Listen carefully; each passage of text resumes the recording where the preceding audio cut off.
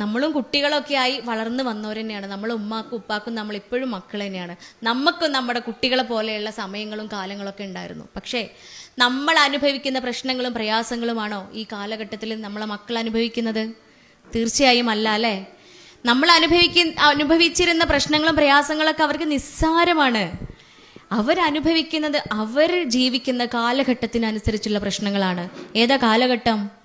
Robotics യുഗം, അല്ലേ? ഇത് റോബോട്ടിക്സ് യുഗമാണ്. ആർട്ടിഫിഷ്യൽ ഇന്റലിജൻസിന്റെ കാലഘട്ടമാണ്. ആൽഫ ജനറേഷന്റെ കാലഘട്ടമാണ്. നമ്മുടെ കുട്ടികളെ, ഈ അൽഫിത്രയിൽ പഠിക്കുന്ന കുട്ടികളൊക്കെ ആൽഫ ജനറേഷനാണ്. 2010 ശേഷമുള്ള എല്ലാ കുട്ടികളും ആൽഫ ജനറേഷൻ എന്നറിയപ്പെടുന്നത്. എന്താ പ്രത്യേകത? എന്താ? വളരെ സിമ്പിൾ ആയിട്ട് പറഞ്ഞാല് നമ്മളെക്കാളും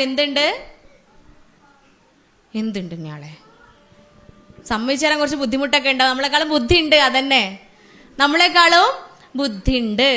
അത് എവിടെ നമുക്ക് പറയാൻ പറ്റണം. അതിന് ഉദാഹരണം എന്താ? മൊബൈൽ ഫോൺ കേട് വന്നാല് വീട്ടിൽ ഏറ്റവും സീനിയർ ആയ ആളെടുത്തേക്കാണോ നമ്മൾ നന്നാക്കാൻ കൊണ്ടുപോവാ? വല്യമ്മ വീട്ടിലിരിക്കുന്നുണ്ട്, അല്ലെങ്കിൽ വല്യപ്പ പുറത്ത് ചാരി കസേയിൽ ഇരിക്കുന്നുണ്ട്. നമ്മളെക്കാളും എത്ര എക്സ്പീരിയൻസ് ഉള്ളതല്ലേ ജീവിതം കണ്ടിട്ട്. അതുകൊണ്ട് വല്യപ്പാൻ്റെ അടുത്ത് കൊണ്ടിട്ട് വല്യപ്പ ഈ ഫോണൊന്ന് നന്നാക്കി തരുമോ നമ്മൾ ചോദിക്കുമോ? നമ്മൾ പോലെ ആരെടുത്തേക്കാ? ഏറ്റവും ജൂനിയർ എടുത്തേക്കാ. നമ്മൾ ആ വീട്ടിലുള്ള ഏറ്റവും ജൂനിയർ അടുത്തേക്ക് നമ്മൾ പോവാ. കാരണം ഓൻ്റെ അടുത്ത് എത്തിയാൽ ടപ്പേന്ന് പറയുമ്പോൾ ഇതിന് നന്നാക്കി തരും, ഇല്ലേ?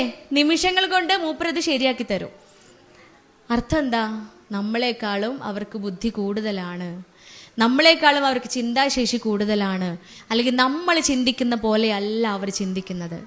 നമ്മൾ എന്താ ചെയ്യേണ്ടത്? ആ ചിന്തയെ തല്ലിക്കടത്തി നമ്മളെ ലെവലിലേക്ക് എത്തിക്കുകയാണോ വേണ്ടത്? എന്നോട് ആരാണ് അങ്ങനെ ചിന്തിക്കാൻ പറഞ്ഞത് എന്ന് പറയാണോ വേണ്ടത്? തീർച്ചയായും അല്ല. അവരുടെ ചിന്തയിലേക്ക് നമ്മളും എത്തണം.